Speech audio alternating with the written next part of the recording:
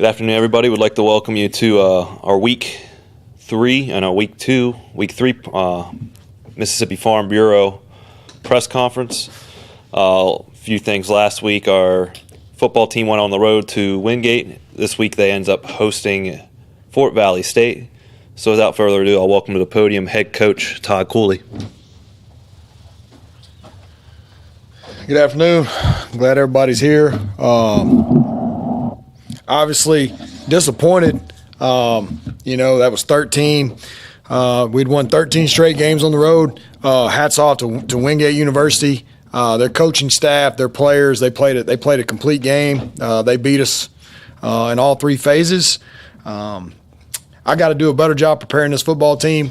I don't think I had this football team prepared. I'll take total responsibility for that. But man, not want to take anything away from those guys. They played a really good game, and they've done a good job over there for a long time. We knew it was going to be a tough game on the road. The trip was not. It was fine. We weren't prepared to play, and that's something. We got back in, and I went right back to the drawing board, and coaching staff's done a good job of correcting mistakes that we made, and so now we just got to pick it up. It's like I told our team afterwards. Only time will tell, but there's only two ways to go. And we don't have to go either way. Somebody said, "Coach, we have to get better." Well, I mean, we got a choice to get better, and hopefully that's the choice that we're going to make. But I thought this morning we came in, we met, looked at the tape. I thought our young men came in. They were early. They were prepared.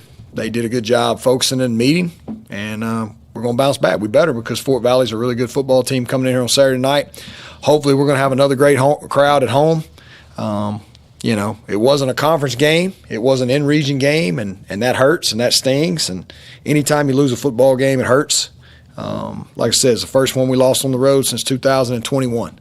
So that hurts. But hey, we're still here, we're still breathing, and we got a chance to rectify that and try to bounce back against a really good football team that's coming in here Saturday. So our hands are full. We got to learn from our mistakes, and then we got to get ready and get prepared, because you're talking about a team that's coming in here that was 8-2 a year ago. Coach Gibbs has done a great job since getting that job. They've got some great coaches on that staff. They have a lot of talent. They've got a lot of size. And we will have our hands full on Saturday night here in Cleveland, Mississippi. So we need everybody out here. We need an advantage. Now, that being said, I'll answer any questions. What is Cole Kirk's injury status? He's injured. Don't know much more after that. Don't think his hand's broken, but it is injured. In fact, I'm sure it's not broken, but he is injured. So it's day by day, to see if we can get him back this week or next week or at some point, But I feel like he'll be back at some point. Just don't know when it's going to be. Talk about, as far as the game with Wingate, statistically, y'all's quarterbacks were sacked most that they've been in a long time. Talk about the game in the trenches and how physical Wingate was. They were very physical.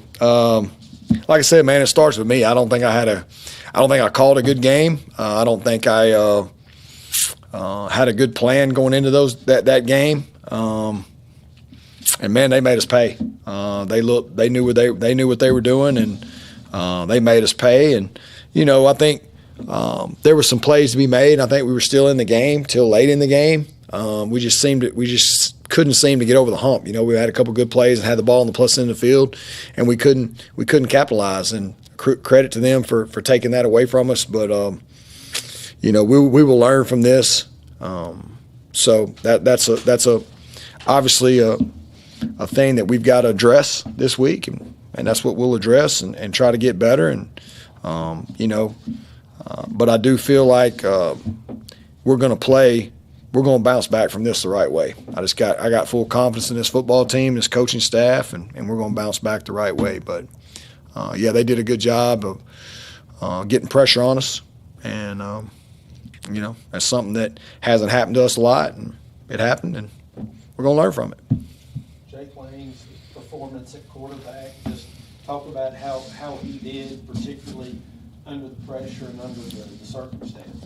I thought he competed. I thought he made a couple good plays. In the film room this morning, there were some things that, he would like to have back. Like, I would like to have a lot of those calls back on Saturday. So I feel where he's at. But, man, I thought he competed his tail off and tried to put us in a position to go down there and score. And it just, like I said, it didn't happen on Saturday. As far as the team coming up this week, Fort Valley, just talk about some of the things that they do well and what's essential to prepare for. Well, they've scored a lot of points in 2 games this year. They had a shutout on Saturday, so they didn't give up a point.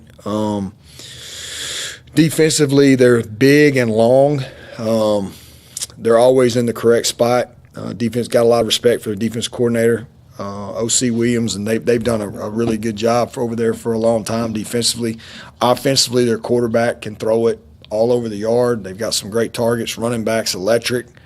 They formation you a lot of good running schemes, and the running back is dangerous as we'll play. So they've got weapons that they throw to. They got big receivers. They got fast receivers. So they can hurt you in a lot of different ways. So we're going to have to play really, really well to beat them on Saturday night.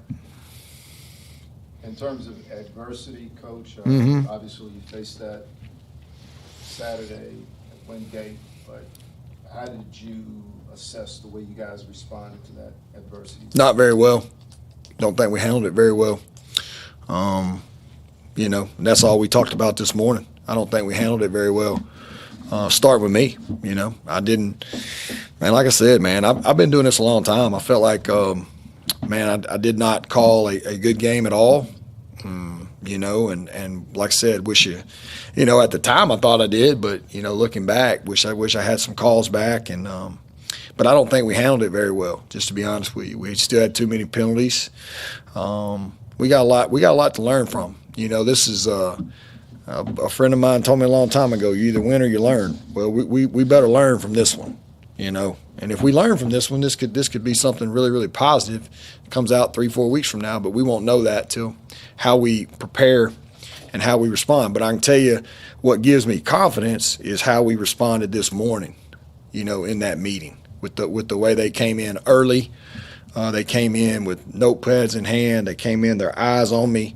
They were attentive. They were on time. They were early, and so that gives me confidence going into this week. Hey, man, we've been here before. It just hadn't happened a lot here in the last 2 or 3 years. We've lost games here. It's just the last couple of years we were 7-0, 8-0 whenever it happened. So we got a tough schedule, non-conference schedule. We went over there and we've been doing some things. I would say as a team that are I would say habits that aren't what we necessarily would like to have.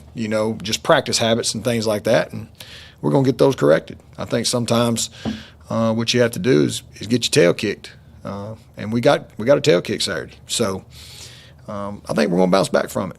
That was a message in the locker room, and the message hadn't changed. And hey, if it's easy, everybody'd be up here doing this. You know what I'm saying? In terms of play calling, Case Cole is not ready to go Saturday. How does that affect the way you'll call the game with Jake? Does anything change? I mean, it's just kind of suited more to what he does, and what he likes. But not a lot's going to change. We're going to be who we are, and we're just going to try to be a better version of who we are on Saturday. So a better version than we were last Saturday. Let's say that. So I don't think a ton will change. That's all we got. That's all we got today. Hey, I appreciate y'all's time. Hope everybody comes out Saturday night. Go Statesman. Thank you.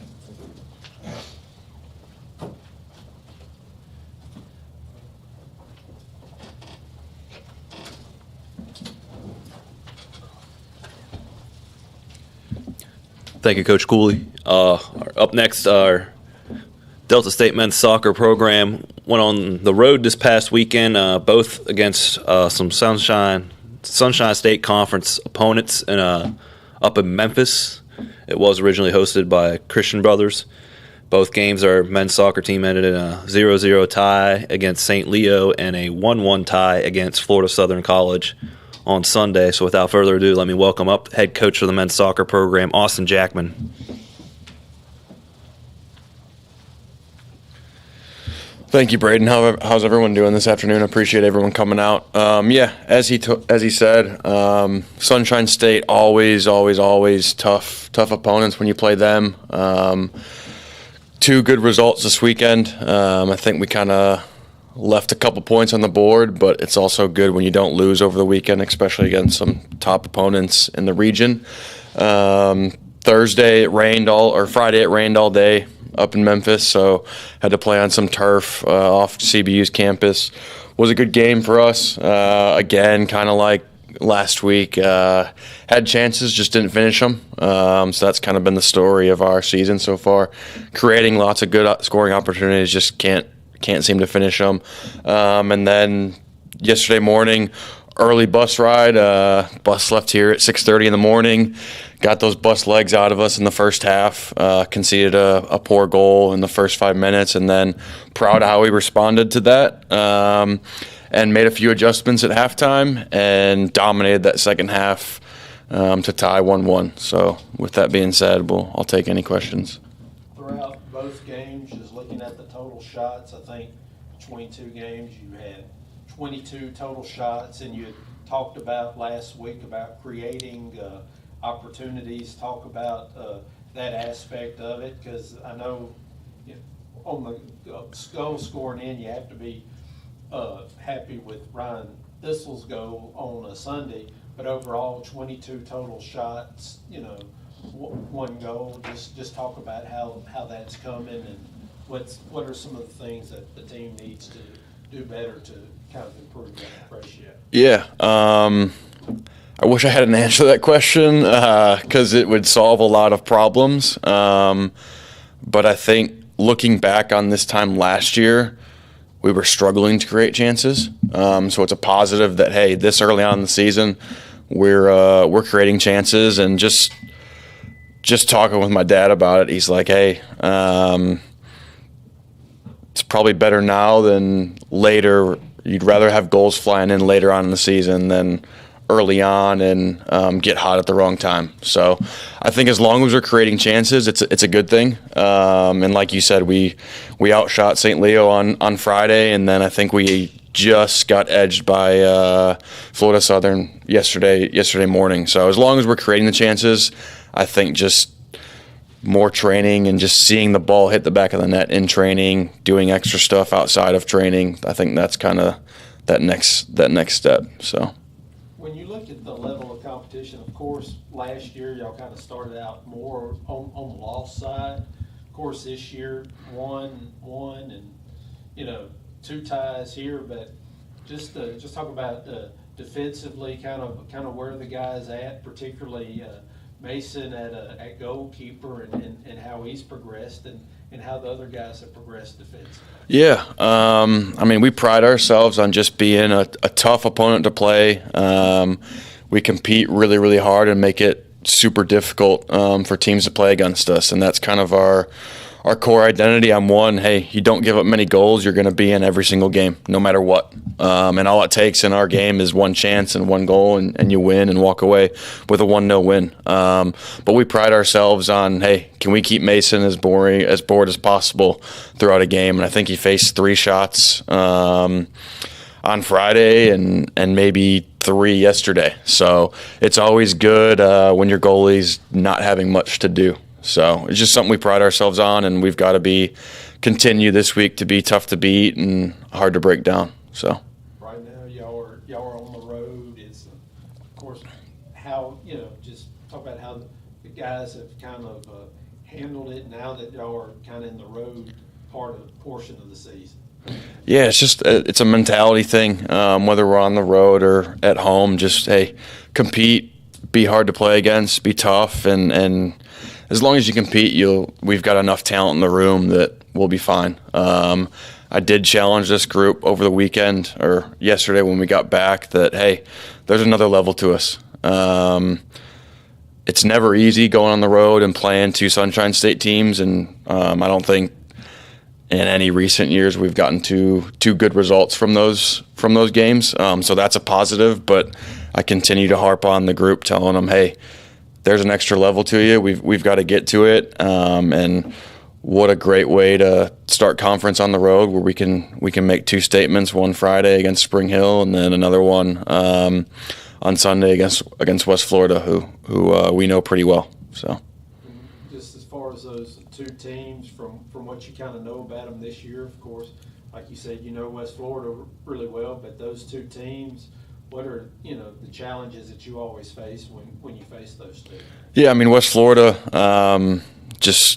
they're always talented, and they've just got a culture of they just win games. They figure out ways to win games. And then Spring Hill, new coach this year, new players in the room, so that'll be a good challenge for us as well.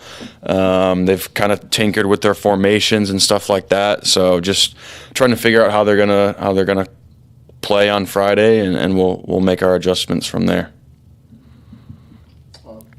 Back-to-back ties, do you take more positives than the negatives, or do you harp more on the negatives when you look at your last 2 games?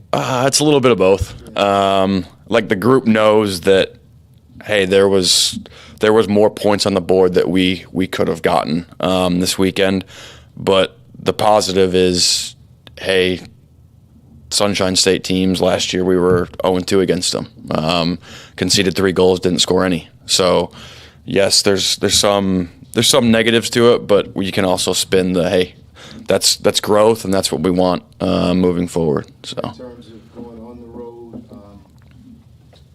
do you sense that perhaps builds perhaps more chemistry or more of a bond in terms of cohesion with your team, as opposed to saying here playing at home? Oh yeah, for sure. I went back and forth after last Monday's training session with the low minute guys. The standard wasn't to where it needed to be, so I went back and forth. Do I travel everyone? Do I have a travel roster? We ended up traveling everyone, and the guys that didn't play were brilliant with their energy and just their support. So like you said, it was a good bonding trip.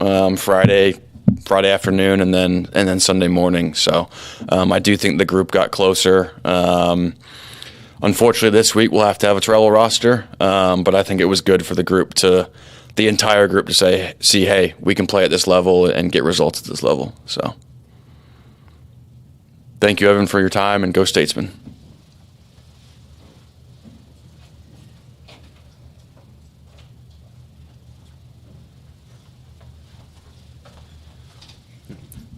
Thank you, Coach Jackman. Our next coach to the podium, last week has dealt with a little bit of Hurricane Francine. Wednesday's match against Belhaven was I would say either postponed or potentially canceled. But they continue to go right back to Belhaven on Friday to face a Texas A&M International team, which ended up being in a scoreless 0-0 draw. So without further ado, let me welcome head coach Chloe Kane. Thank you. Yes, obviously not the most ideal week for us kind of last week as we look to prepare for conference, but yeah, with Wednesday's game obviously being cancelled, at this time that will not be rescheduled. So unfortunate that we've kind of lost that game there, but for us, we were just happy more than anything that we were able to get that game in on Friday, and that kind of became our main priority. Was okay, we need to get this game in, and obviously the girls had to be somewhat flexible. As Austin said, it was an early start for us on Friday too. I think 5:45 a.m. was when we rolled out of here on Friday. But yeah, super grateful that we were able to get that game in. I think 0-0 tie is probably a fair result when you kind of take into consideration how the game played out. But yeah, I think obviously moments where we could have been more clinical, we could have won that game, and then other moments where our goalkeepers come up really big and kept us in that game. So I think overall 0-0 ties a good result, and yeah, something that we can continue to build on as we head into conference this week. Olivia in the nets, I remember in the first game against Clayton State, it seemed like that first half, she gave it her best, but it was almost like the harder she tried, the tougher it was in that first half against Clayton State. This past game, shutout, she had, 5 saves. Well, talk about the progress from her game from that first game to this game. Was there anything different about her performance?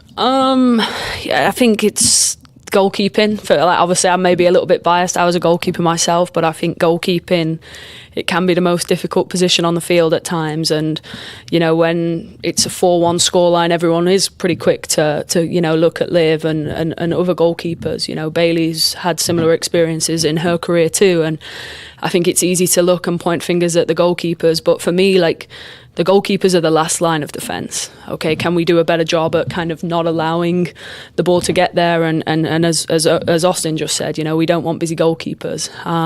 As far as Liv's a senior goalkeeper. She is kind of very experienced, and I think after the Clayton State, is there moments and different areas of Liv's game that Liv could do better in, and Liv's going to be the first one to kind of own up to that. Now last Friday she did fantastic, kind of stepped up, and in the second half made 2 really, really huge saves that keep us in the game, and I think that's just more kind of testament for her and her resiliency. And I think right now we're pretty blessed in the goalkeeping position. We have 2 senior goalkeepers, both of whom are very experienced and push each other every day in that training environment. And along with Piper, our third goalkeeper too, I think there's a very positive culture within our goalkeeping unit right now. With Bailey and Olivia started the first game, Bailey the second, Olivia the third. Is there kind of are they kind of alternating starting slots right now? Yeah, for right now, I think for us, we're very happy with their performances. I think we're heading in the right direction, and as I said, we've got 2 fantastic goalkeepers in Olivia and Bailey, and right now for us that we feel that rotating them is kind of the best option.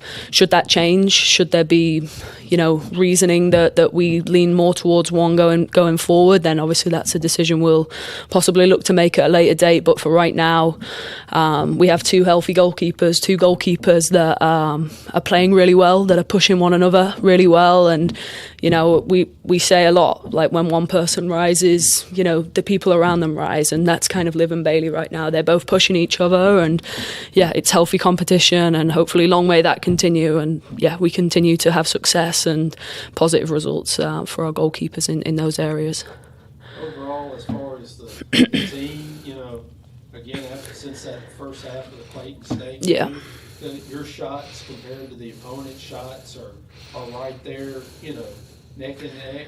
Just how have the girls just progressed? Because it seems like they're making some strides, whether they win or tie or lose. Yeah, I think this time last week we're talking about in the Missouri S&T game that was probably our most complete performance, and we looked very, very, very comfortable on the ball. I think there was moments on Friday where we also looked comfortable, and we looked like the type of team and the possession-based team that we want to be. I think for us right now, it's we need to be more clinical in the final third. I think we're doing a good job getting into those areas of the field, but once we're in there, we kind of lacking a little bit of composure right now. I'd say forcing things a little bit too much. So I think this week that's obviously going to be a main priority for us, is finding ways that we can be more clinical and more composed in those in that final third. At the end of the day, it's goals that win games, and we need a lot more of them, and obviously shots is where that's going to come from. So hopeful that we can kind of find a little bit more form and be more clinical in those areas heading into conference this week. 2 tough conference road games. Just kind of talk about what you've seen about both teams. It's going to be a challenge. Yeah, I think Spring Hill 2-2 right now. They've played some tough competition. Sunshine State teams and West Florida too.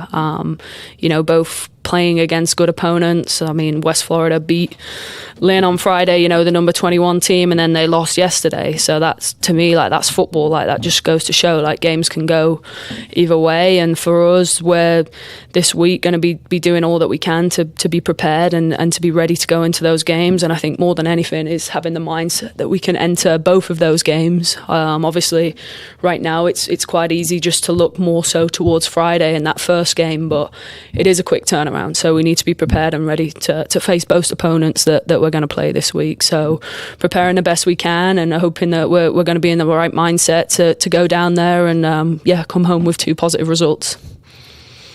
In terms of beginning conference play, is there any notion at all of turning it up a notch? Do these games mean more than, say, your non-conference games in terms of your mentality? I'd like to hope not. You would like to hope that we're entering every game with the same mindset, and that mindset is to win and get a positive result. But does the conference mean a little bit more? Of course it does. I think since the Clayton State game, we've been heading in the right direction, and obviously this week it's a new opportunity. It's a different opportunity, it does mean it probably mean a little bit more to the players. So we're hoping that they can kind of use that and create positive energy out of that and head into the games and get positive results. All right, any more? All right, thank you very much. Go Lady Statesman.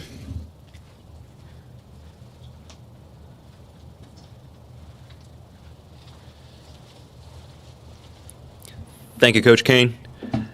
And without further ado, we got one more guest coming to the podium for this afternoon's press conference. A couple weeks ago, Delta State announced the hiring of their new head coach for the Lady Statesman softball program. So without further ado, please help me welcome Mark Shirley to Delta State.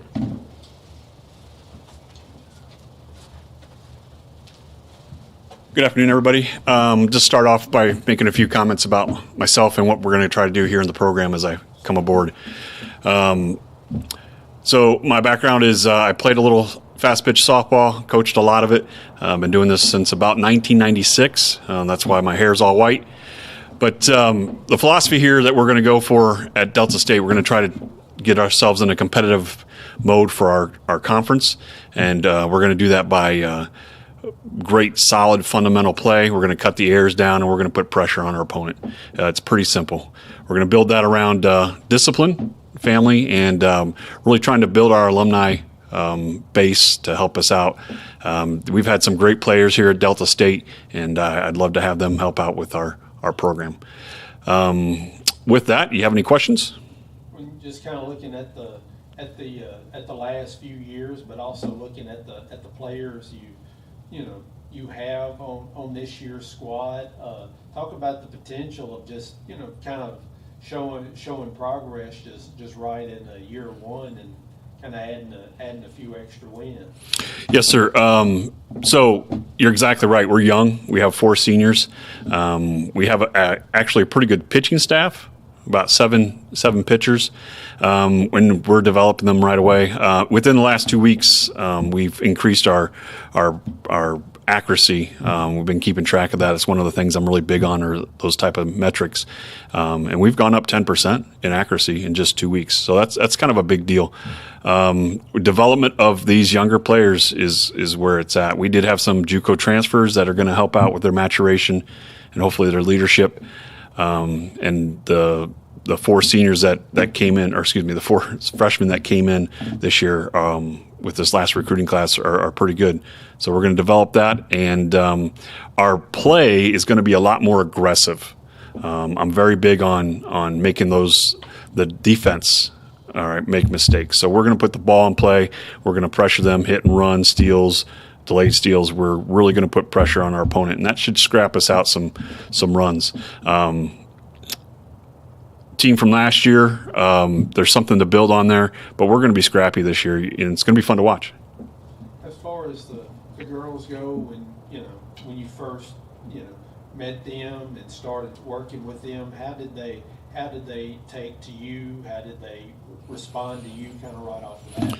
Well, it's only been a few weeks, But I think the response has been pretty positive. I know the pitchers have. I get a lot of one-on-one time with them with their dailies, and they've been extremely coachable, which is great.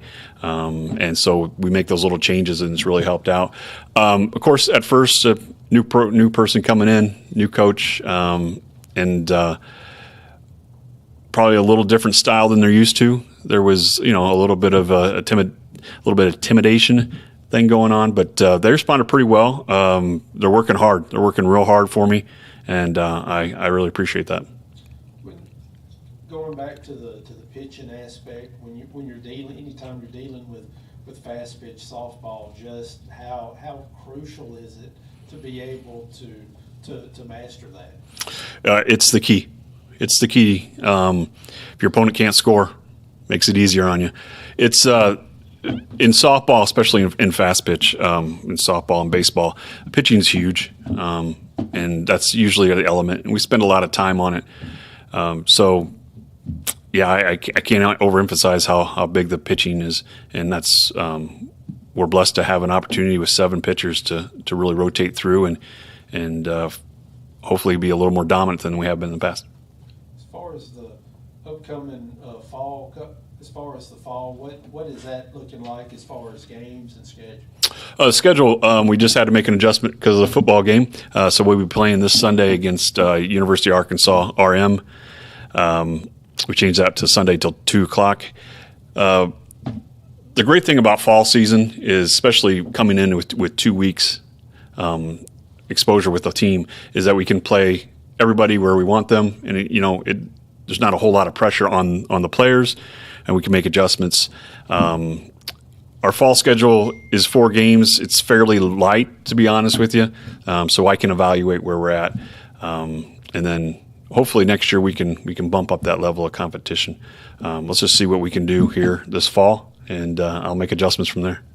From what you know about the Gulf South Conference, just talk about the history and how tough that you anticipate conference play to be for these girls. Yeah, there's no doubt that this conference is tough. I think there's 4 ranked teams right now, preseason stuff, in our conference, and the history's super solid. I do believe that next few years we can get ourselves into being competitive in that conference. I see a lot of good things. We have some good recruiting going on right now. Coach Huff is really working. We have 2 GAs working hard. So to enter the conference this year, I'm excited. I want to affectionately, punch some people in the teeth, let them know who we are. We're going to be scrappy, and we're going to let them know. Even if we lose, they're going to say, "Hey, that was a tough team to play." Now, as far as your assistant and graduate assistants, who are they, and how valuable have they been to you? Coach Huff has been, while this whole process has been going on, it's been a long process. She's been handling everything. It's been great. She's doing a great job. Right now, as we split up into our groups, pitchers and catchers and infielders and outfielders, she's been taking control of that, and that's been great. Coach Michaela, one of our GAs, played here previous year, and she's been a huge asset. She's working with our hitters, and Coach Ruby has been a huge asset working with our catchers. So I'm very fortunate, very blessed to come into a situation where I have 2 GAs and an amazing assistant. What attracted you to this position, Coach? Since I do know a little bit about baseball, it was actually when this first opportunity came up. I knew the history of the baseball team. I've heard of Delta State through the baseball team, actually, and then once talking with the athletic director and then bringing me up here, it's a beautiful campus. It's a beautiful place to be, and I'm blessed to have the opportunity. Was it just a matter of you wanted to get back into being a head coach?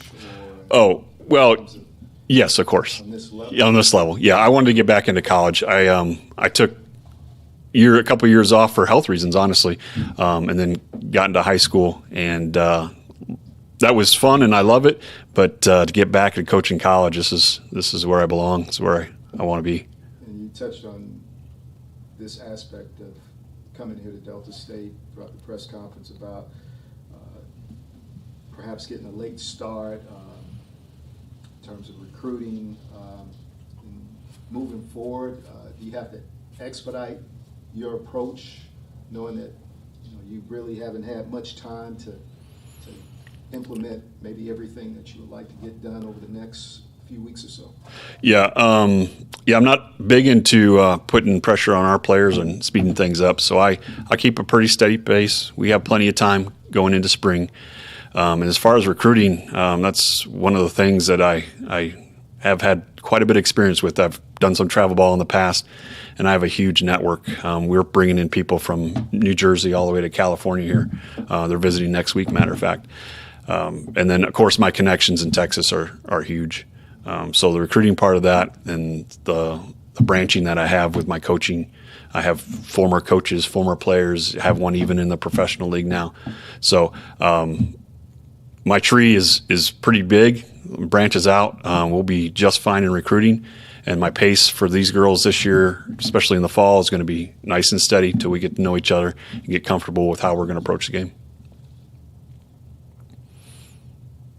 Is that it, everybody? All right, go Lady Statesman.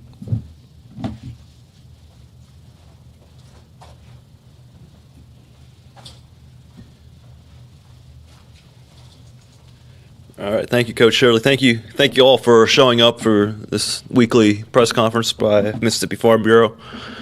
This week, a couple home sporting events at least to mention. The Statesman and Lady Statesman swim team host a Magnolia State Invite this Friday at the Ronald G. Mayers Aquatics Center. Also, on Saturday, our football team is back at home at Parker Field at McCool Stadium as they host Fort Valley State. And on Sunday, as Coach Shirley just mentioned, the softball team is at home facing Arkansas Rich Mountain. So without further ado, again, guys, I'd like to thank you for showing up, and as always, go Statesman.